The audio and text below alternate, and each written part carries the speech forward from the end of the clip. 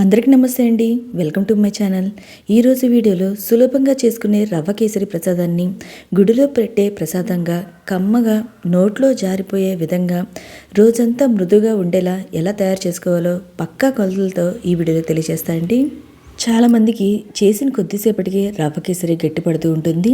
కేసరి చేసేటప్పుడు ఉండలు కూడా కట్టేస్తూ ఉంటుంది. అలా కాకుండా ఉండేలా ఈ టిప్స్తో కనుక రవ్వ కేసరి చేసుకుంటే సాఫ్ట్గా చాలా టేస్టీగా అయితే ఉంటుందండి. మరి ఈ రెసిపీ ఎలా చేసుకోవాలో చూసేద్దామండి. ముందుగా ఈ రెసిపీ తయారు చేసుకోవడానికి ఇంట్లో ఉండే ఏదో ఒక బౌల్ని కొలత కింద పెట్టుకుందాము. అన్ని ఇంగ్రీడియంట్స్ ఖచ్చితంగా ఇదే బౌల్తో కొలుచుకోవాలి. నేను ఇక్కడ చూపించిన బౌల్లో ఒక బౌల్ సూజీ రవ్వనైతే తీసుకున్నాను. ఒక కప్పు రవ్వకి కావాల్సిన ఇంగ్రీడియంట్స్ అన్నీ కూడా ఇప్పుడు నేను చెప్తా అండి. ఫస్ట్ నీళ్ళు మరిగించుకోవడం కోసం ఒక గిన్నెలో రవ్వ కొలుచుకున్న గిన్నెతోనే 3.5 గిన్నెలు అయితే వాటర్ అయితే తీసుకోవాలి. కేసరి మంచి రంగు రావడం కోసం ఈ నీళ్ళలోకి చిటికెడు కుంకుమ పువ్వును వేసుకున్నాను. ఫుడ్ కలర్ కూడా వాడుకోవచ్చండి. ఎల్లో ఫుడ్ కలర్ కానివ్వండి, ఆరెంజ్ ఫుడ్ కలర్ కానీ ఇదైనా వాడుకోవచ్చు. లేదా మాకు ఏం కలర్స్ అవసరం లేదనుకునే వాళ్ళు ఏం వాడకుండా కూడా చేసుకోవచ్చండి. ఇలా కుంకుమ పువ్వుని వేసుకున్న తర్వాత స్టవ్ ఆన్ చేసి లో ఫ్లేమ్లో ఈ నీళ్ళని అయితే మరగనించాలి. ఇప్పుడు మనం కొలుచుకున్న కప్పుని తీసుకుని అందులోకి 1/3 కప్పు దాకా ఆయిల్ని అయితే వేసుకోవాలండి. ఇక్కడ నేను రవ్వ ఏ బౌల్తో తీసుకున్నానో ఆ బౌల్లోనే మళ్ళీ ఈ ఆయిల్ అనేది వేసుకుంటున్నాను అండి. ఇక్కడ తీసుకున్న కప్పుని తీసుకొని అందులో 1/3 కప్ దాకా ఆయిల్ని అయితే వేసుకోవాలి. ఇక్కడ మీరు ఫ్లేవర్లెస్ ఆయిల్ అయితే వాడాలండి. అంటే వేరుశనగ నూనె వాడద్దు, సన్ఫ్లవర్ అయితే బెటర్ అయితే ఉంటుందండి. ఆయిల్తో పాటుగా 1/3 కప్ దాకా కరిగించిన నెయ్యిని కూడా వేసుకోవాలి. 3/4 కప్ దాకా నూనె నెయ్యి కలిపి ఉండాలండి. కావాలనుకుంటే మీరు 1 కప్పు దాకే నూనె నెయ్యి ఈ రెండు కలిపి కూడా వాడుకోవచ్చు.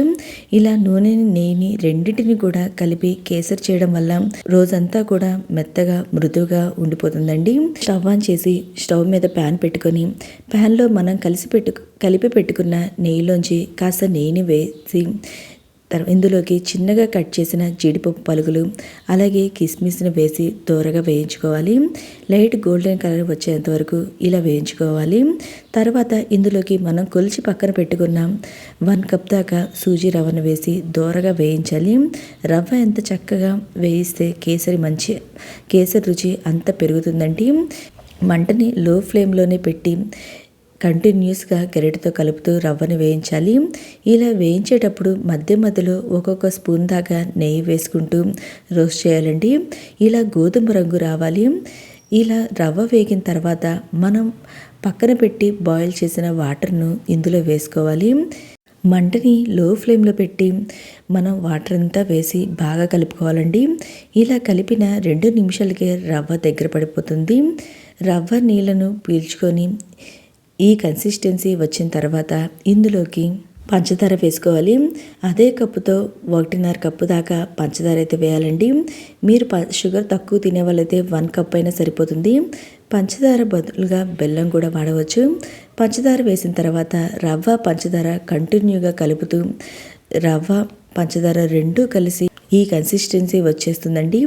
ఈ టైంలోనే మనం 1 స్పూన్ యాలకుల పౌడరు వేసిన తర్వాత అంతా కలిసిన విధంగా బాగా కలుపుకోవాలి. ఇలా అంతా కలిసిన తర్వాత చివరిగా మిగిలిన నెయ్యిని కూడా వేసి బాగా కలుపుకోవాలండి. ఇలా 2 మినిట్స్ లో ఫ్లేమ్లో అయితే రవ్వ కేసరిని కలుపుకోవాలి. అంతే అండి, టేస్టీగా ఉండేటువంటి గుళ్ళో ప్రసాదం టేస్ట్ వచ్చేటువంటి రవ్వ కేసరి అయితే రెడీ అయిపోతుంది. మీకు ఈ రెసిపీ నచ్చినట్లయితే లైక్ చేయండి, మీ ఫ్రెండ్స్ అండ్ ఫ్యామిలీ మెంబర్కి షేర్ చేయండి. మరిన్ని ఇలాంటి రెసిపీస్ కోసం మన ఛానల్ని సబ్స్క్రైబ్ చేసుకోండి. Thank you for watching.